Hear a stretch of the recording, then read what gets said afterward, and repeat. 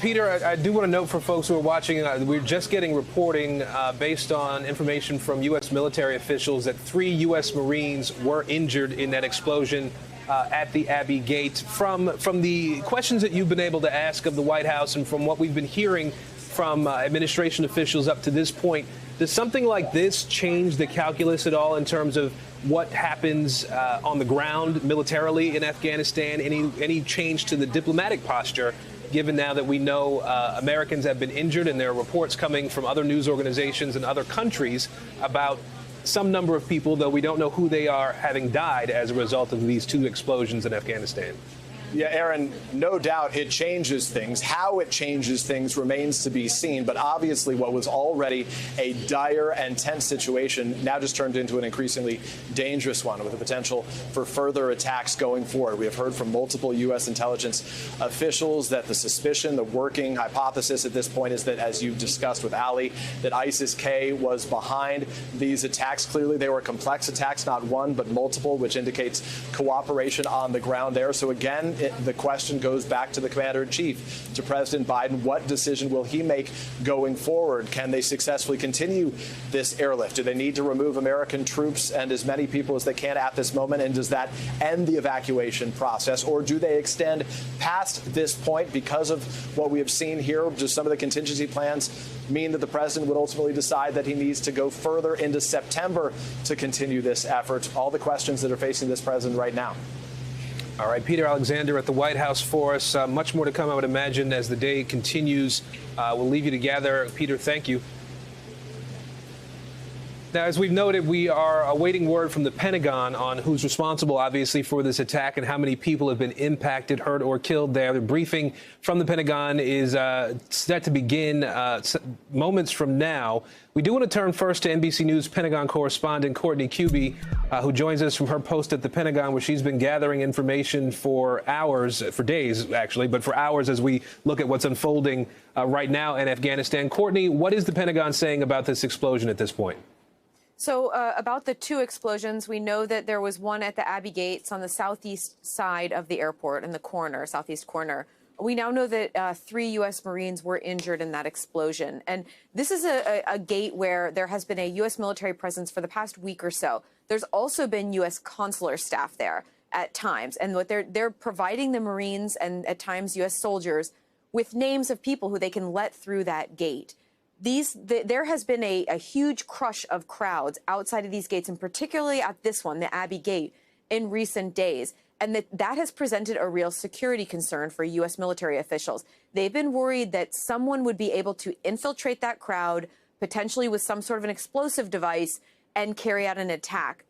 They've specifically been tracking a targeted and specific threat from ISIS to carry out just that kind of an attack. So that's what happened at the Abbey Gate. The reason that the military has been referring to this as a complex attack is because it appears to have been carried out by under the umbrella of one large attack in several different locations. That is generally what they mean by a complex attack, carried out by either in numerous locations, numerous people, or in various different ways of actually carrying out the attack. So the second location that we know about so far was the Barron Hotel. It's right near the Abbey Gate. It's been a meeting point in the past several days where Americans and some other U.S. allies and even Afghans have been gathering. When they have their permission to get through the Abbey Gate, they gather, they get together as a group, and they've been walking that last relatively short distance over to the Abbey Gate. It's been a security concern, as I mentioned, though, Aaron, to the point where just a week ago, there was a group of 169 Americans who were gathered there that were planning to make the walk across to the gate together.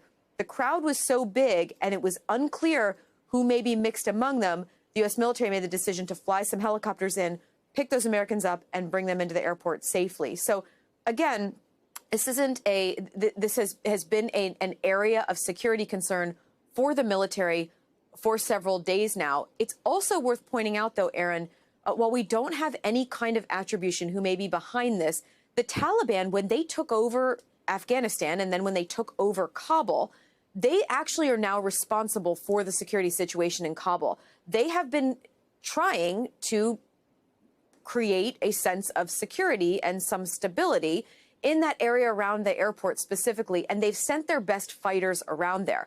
what we would consider sort of the special operations forces of the Taliban. They're literally around. There's video, there's photos all over social media of these more elite Taliban fighters.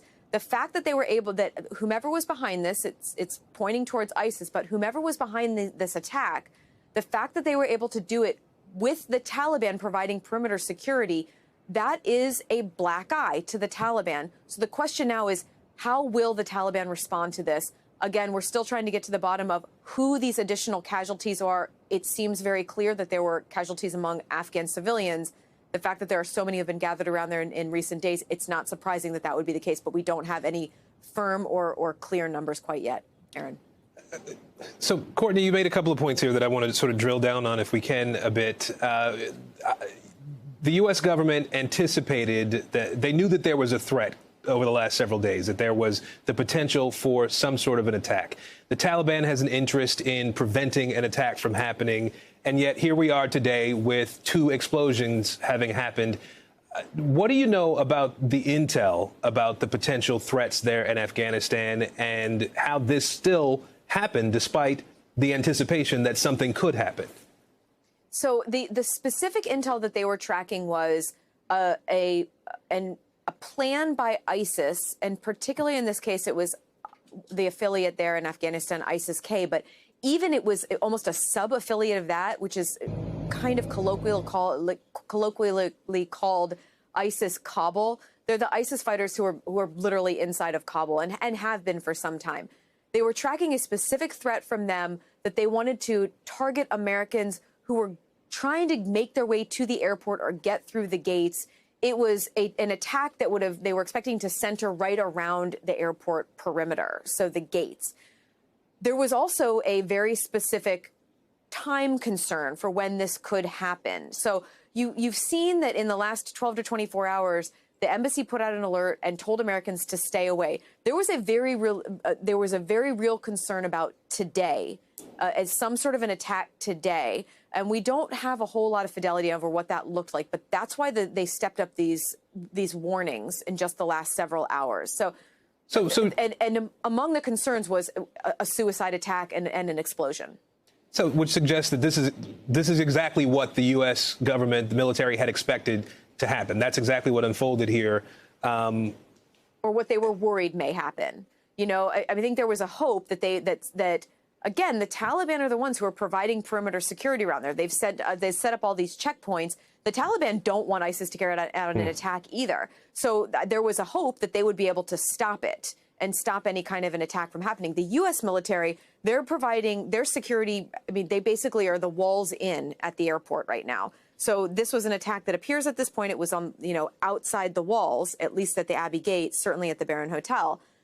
So this would have been Taliban security that should have been providing stopping this. So last thing, 2 things I want to ask you about injuries. We are hearing the reports about 3 Marines possibly having been injured. The UK put out a statement that none of their troops had been injured. What do you know about who's been hurt in these explosions? We don't know much more than that, but there are, look, there were a lot of Afghan civilians outside that gate at the time and around the hotel, and we are seeing reports on social media that show they appear to be Afghan civilians injured. Some of them look very gravely injured. The hotel or the hospital there in Kabul is reporting that they've taken casualties as well. So right now we don't have numbers that are firm enough that I would want to tell our viewers any of them, but there do appear to be a significant number of casualties, and in this case, that is both injured and killed. And last thing, very quickly before I let you go, Courtney, how does this impact the evacuation effort at this point? I would imagine it's stopped, at least for the moment. So that's a really good question that we're trying to get to the bottom of as well. When you have a major security breach at an airport like this, it stands to reason that it would impact the flights coming and going.